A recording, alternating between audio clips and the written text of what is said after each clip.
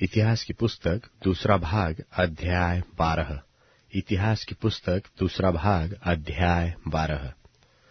परंतु जब रहोबियाम का राज्य दृढ़ हो गया और वह आप स्थिर हो गया, तब उसने और उसके साथ सारे इस्राएल ने यहोवा की व्यवस्था को त्याग दिया।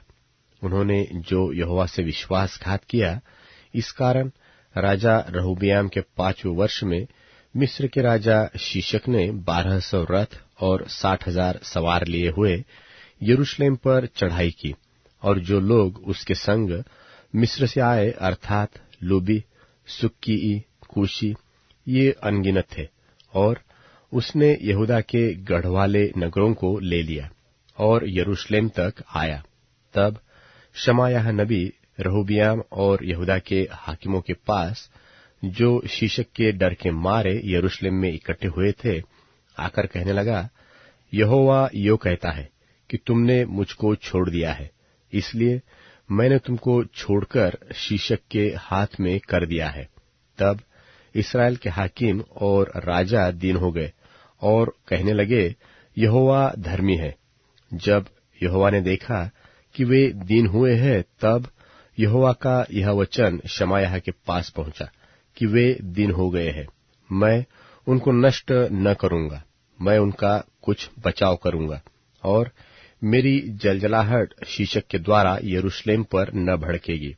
तो भी वे उसके अधीन तो रहेंगे, ताकि वे मेरी और देश देश के राजाओं की भी सेवा जान ले।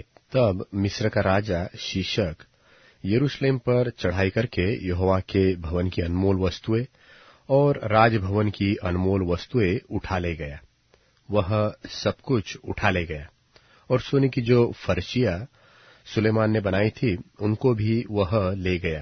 तब राजा रहोबियाम ने उनके बदले पीतल की ढालें बनवाई और उन्हें पहरुओं के प्रधानों के हाथ सौंप दिया, जो राजभवन के द्वार की रखवाली करते थे।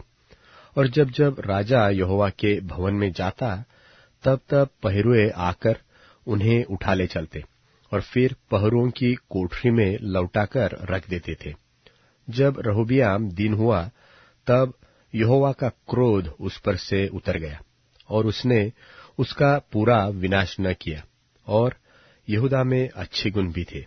सो राजा रहोबियाम यरूशलेम में दृढ़ होकर राज्य करता रहा। जब रहोबियाम राज्य करने लगा, तब 41 वर्ष की आयु का था, और यरूशलेम में अर्थात उस नगर में जिसे यहोवा ने अपना नाम बनाए रखने के लिए इस्राएल के सारे गोत्र में से चुन लिया था, 17 वर्ष तक राज्य करता रहा। उसकी माता का नाम नामा था, जो अम्मोनी स्त्री थी।